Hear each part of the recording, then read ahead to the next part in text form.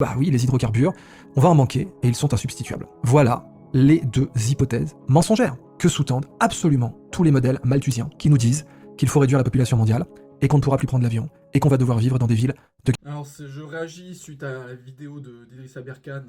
Et alors, ça, c'est un point sur lequel je suis en complet désaccord avec lui. Donc, j'avais déjà fait une vidéo sur lui auparavant. C'est vraiment la question du malthusianisme et du scientisme. C'est vraiment les deux points où je trouve qu'il dit complètement de la merde. Dans cette vidéo, encore une fois, il mélange les deux. Donc, le malthusianisme, c'est le fait de dire on est trop nombreux sur la planète, il faut réduire la croissance, l'économie, la population. En gros, il faut tout réduire parce que voilà, c'est plus vivable. Donc ça, en soi, moi, je suis de ce côté-là, mais je suis pas débile, en fait. Donc, il faut savoir juger les trucs. Là, il parle qu'on va pouvoir utiliser les algues aussi, comment utiliser l'eau à bon escient dans les fleuves et tout. Enfin, il explique tout son truc. Je vous invite à regarder la vidéo qui est par ailleurs intéressante. Mais le truc, c'est que voilà, pour lui, en fait, ceux qui pensent qu'on est trop nombreux sur la planète par rapport aux ressources, ils pensent qu'en fait on est anti-évolution, anti-technologie, anti-avancée technique de l'homme. Et donc là, voilà, déjà cette première affirmation de cet extrait, je suis en complètement désaccord. C'est pas une connerie de dire qu'on va manquer d'hydrocarbures. Les hydrocarbures, c'est pas une ressource illimitée. Et à la vitesse où on exploite ces ressources, on ne renouvelleront pas assez vite. En revanche, tout ce qui est énergie alternative, etc., ça oui. Et pour l'eau, c'est pareil. L'eau, bien sûr que ça se crée en permanence, de manière naturelle et tout ça. Mais encore une fois, c'est une question de ressources, quantité de population.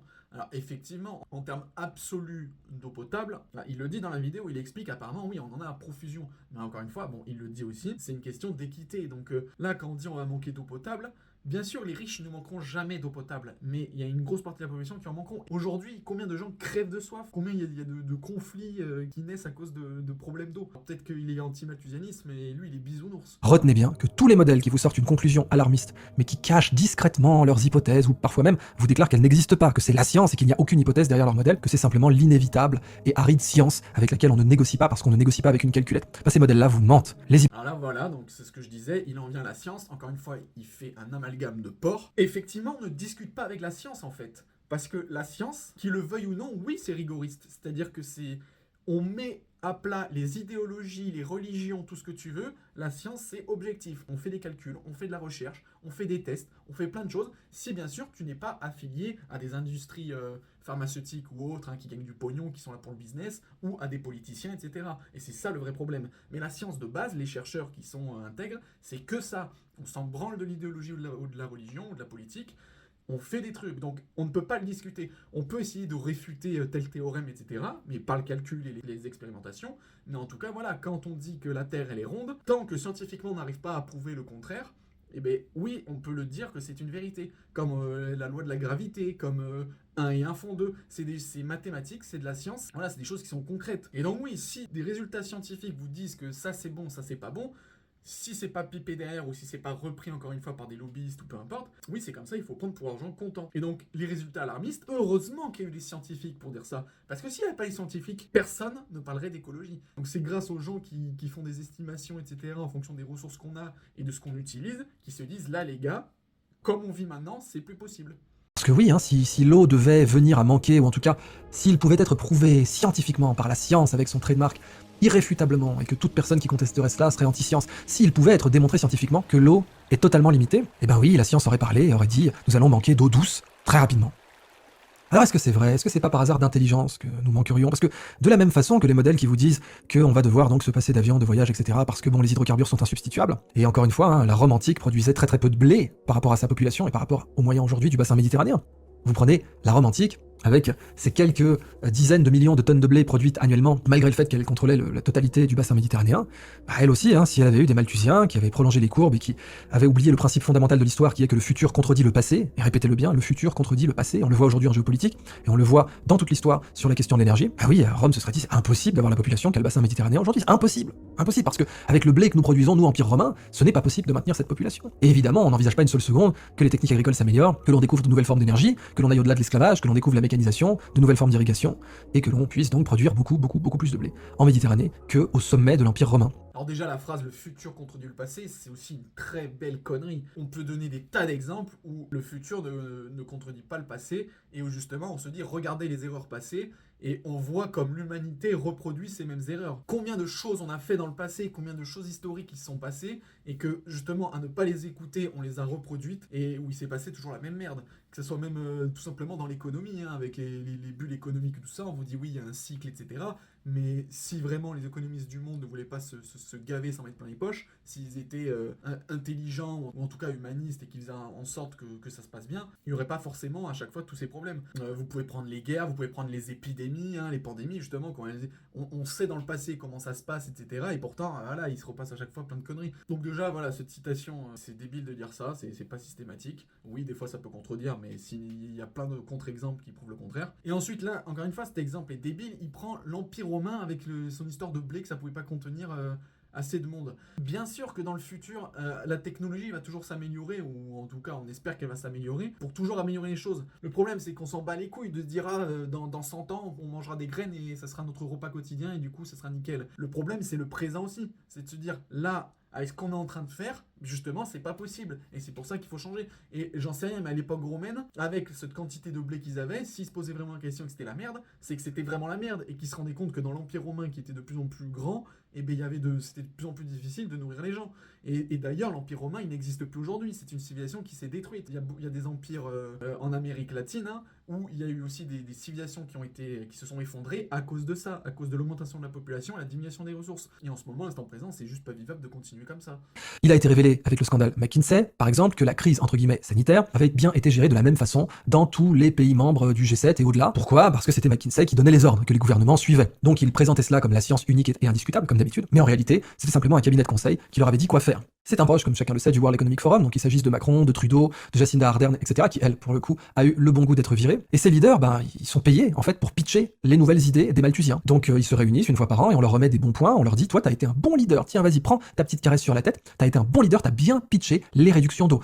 Alors là, c'est marrant aussi, parce qu'il y a tout et son contraire. En fait, là, ce qu'il dit, oui, je pense que c'est complètement correct, hein, l'histoire de McKinsey, tout ça, de toute façon, tout ce qui est lobby, business, etc. Ça se voit aussi avec les retraites, hein, là, toute la civilisation occidentale, on suit le même modèle, dicté justement par McKinsey et d'autres, hein, gros puissants. Mais là où il fait encore une fois l'amalgame, c'est qu'il dit que c'est pour servir les Malthusiens. Mais c'est une énorme blague. Le mec est inculte. Je suis désolé, mais Malthusien capitalisme, c'est incompatible en fait. Le capitaliste, c'est celui qui va amasser le plus de richesses, le plus de choses, de machin, pour justement croître, et s'en mettre plein les fouilles, et toujours augmenter la consommation, parce que qui dit plus de consommateurs dit plus d'argent, etc. Et le malthusianisme, c'est justement l'opposé, c'est de se dire, les gars, on arrête la consommation, on diminue le monde et tout. Il mélange quand même les capitalistes et McKinsey avec les malthusianistes. Idriss Aberkan, il parle très très bien, hein, et j'aime en général beaucoup ce qu'il fait et ce qu'il dit, mais le truc c'est que, comme tous les gens qui savent parler, ça se voit avec la politique, et malheureusement, il y a beaucoup de gens qui sont pas assez intelligents pour remettre en question certains discours. Et là, justement, vu qu'il parle très bien et qu'il dit très bien les choses, il réussit dans sa vidéo à dire une grosse connerie en mélangeant deux choses complètement opposées. J'espère pour lui qu'il a pas fait exprès, mais enfin, en connaissant un peu le personnage, je pense qu'il a fait exprès, et du coup, c'est encore pire parce que c'est très malhonnête intellectuellement d'avoir fait ça. Parce que l'innovation, il faut la diaboliser, il faut dire qu'elle n'existe pas. Les Malthusiens ont horreur de l'innovation, parce que c'est à cause de cette saloperie d'innovation que le bassin méditerranéen a pu voir sa population exploser, en ayant une production de blé, de céréales, même de viande, de fruits, de légumes, de nourriture en général, très supérieure à celle de l'Empire romain. C'est à cause de cette saloperie d'innovation que la population a augmenté. Et donc il faut maintenant vous dire que l'innovation n'existe pas, que les flux de connaissances n'existent pas, que la seule chose qui a permis au monde d'avoir la population qu'il a actuellement, ce sont les hydrocarbures, point, rien d'autre, certainement pas l'inventivité humaine, certainement pas sa créativité, certainement pas les brevets, non, surtout pas, et que on va manquer d'eau. Et voilà, pour finir, encore une fois, donc comme si les Malthusiens étaient contre l'innovation technologique, qui est encore une fois une très très très très grosse connerie de sa part, quoi. Justement, plus on avancera dans la technologie, etc., plus on trouvera des remèdes efficients et résilients, je pense, pour l'humanité. La croissance, c'est pas le diable. La plupart des gens ne sont pas contre la croissance. Si on avait une planète de la taille de Jupiter, et qu'on serait là actuellement aujourd'hui, hein, notre époque avec 8 milliards d'habitants, mais alors là, mais let's go. Et, enfin, je veux dire, zéro problème, on s'en fout. Si on a une planète immense avec encore des milliards de tonnes de ressources, mais let's go. Je vois pas pourquoi on serait contre la croissance. Le truc, c'est qu'en fait, on est juste intelligent. Et on se dit, ah bah tiens, on a une petite planète par rapport à la proportion d'humains qu'on est et de notre consommation. Donc à un moment donné, il faut juste faire gaffe. C'est juste ça. Donc pour conclure, sa vidéo, elle est juste intéressante pour le côté où il parle de l'eau, des algues et tout ça, des fleuves, de comment faire et tout ça, c'est intéressant. Mais sinon, sur le côté idéologie, c'est soit il a un point noir intellectuel sur ce niveau-là, soit il est complètement malhonnête. Et je préfère, même si je pense pas, je préfère que ce soit la première solution. Parce qu'en plus, vraiment, et il le sait, et ce qui me fait rire, c'est que il se dit oui, on trouvera toujours des technologies pour améliorer les choses et tout. Ça, je suis complètement d'accord, et tant mieux, et il faut y arriver. Le truc, c'est qu'en plus, il dit oui, il y a assez de ci, il y a assez de ça, etc. Mais il sait très bien que là, le niveau de vie moyen d'un Européen et d'un Américain, on va dire d'un Occidental, il est clairement invivable pour les 8 milliards d'êtres humains sur la planète. C'est mathématique. Le nombre de ressources que nous utilisons, que nous consommons, il est impossible. Là, il parle même dans ses vidéos de l'avion, on peut plus prendre l'avion. Si l'humanité entière prenait autant de l'avion qu'un occidental moyen, mais c'est juste impossible en fait, mais vraiment.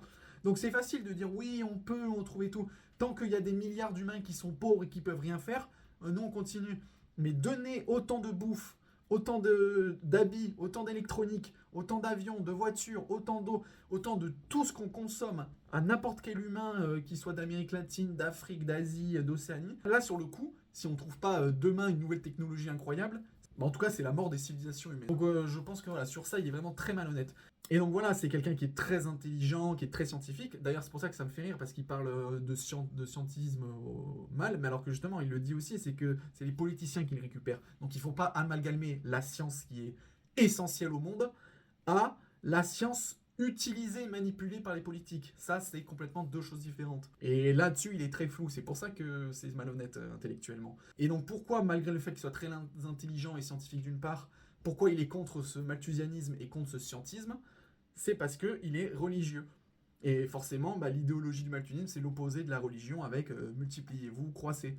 Et donc lui, vu qu'il est là-dedans, forcément, même s'il a beau être très intelligent et scientifique dans un certain point de vue, dès que ça rentre en contradiction avec sa religion, il devient complètement con. Et ça, c'est dommage.